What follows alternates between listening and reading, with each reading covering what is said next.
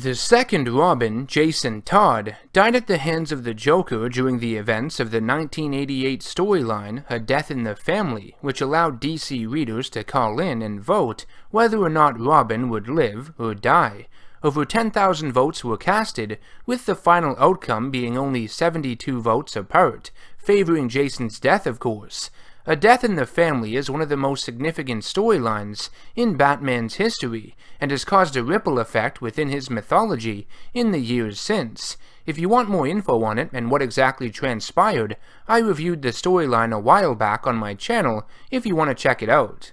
Anyways, in comics, no one ever stays dead, unless of course your name is Uncle Ben, sorry Peter, and Jason Todd is no exception to that. 17 years after his tragic demise, he would be brought back in the 2005 storyline Under the Hood as the identity of the newest Red Hood, an alias used by the Joker in his first origin story from 1951.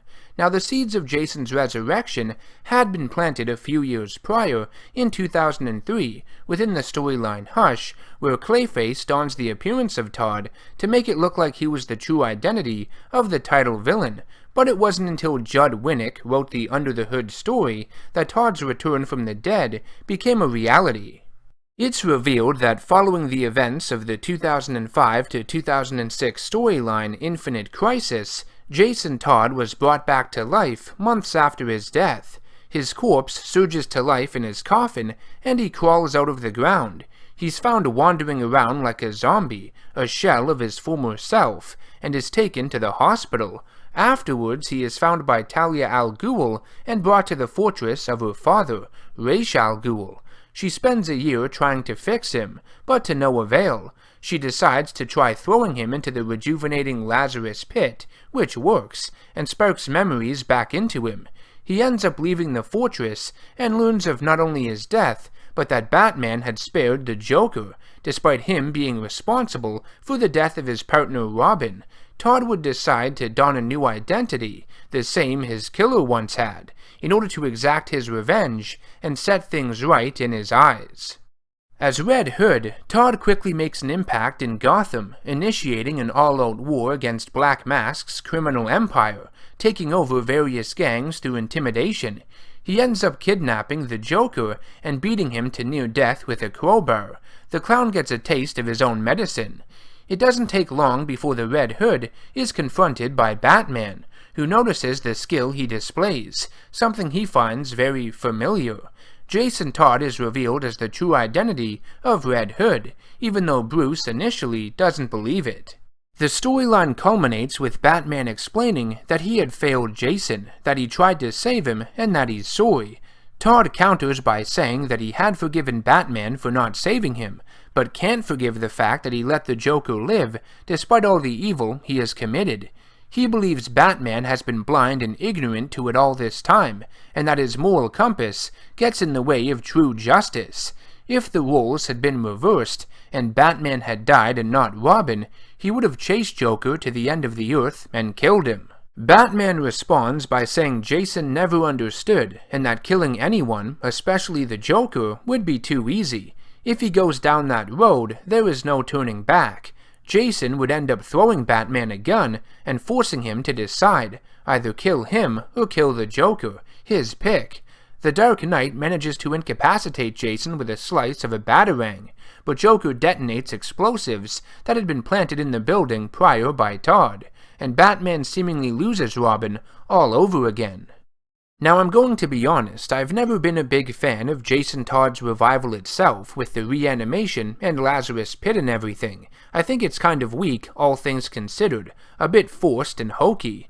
Judd Winnick has even stated that when he wrote it, he was less interested in the how and why Jason Todd was alive, and more on what it would do to Batman, how it would affect him. And yeah, who gives a shit how Jason Todd comes back to life? I couldn't care less about that element of the character. It's not really that important in the grand scheme of things. It's what he does as Red Hood, and the shots he takes at Batman that matter most. That's what's most compelling. He prods at the Dark Knight's moral code and targets his very soul. Unlike Batman, Red Hood is willing to use firearms and end lives, whether they are criminals or police. Both sides of the law can be evil or corrupt. If they get in the way of his form of justice, they are expendable. He's not just going to use fear to scare them away. That doesn't work. He doesn't view his killing as murder because they are committed with the right intentions. They aren't unlawful in his eyes, which is what murder is defined as, unlawful killing. The Red Hood is an anti-hero because he still fights for and protects the city of Gotham, just like Batman, but the way he goes about doing it is far more lethal and aggressive, which isn't so peachy keen. As Robin, Jason Todd was always a troubled kid, rebellious, impulsive, and violent. I feel taking on this new identity was just him becoming what he always was deep down. I hate to say it. Mind you, the Lazarus Pit did make him a bit more mentally unstable and crazy in many ways, but Todd's very nature hinted at this type of behavior before. You could see him becoming this in the end. It wasn't that far-fetched, and something you didn't really question, at least I didn't.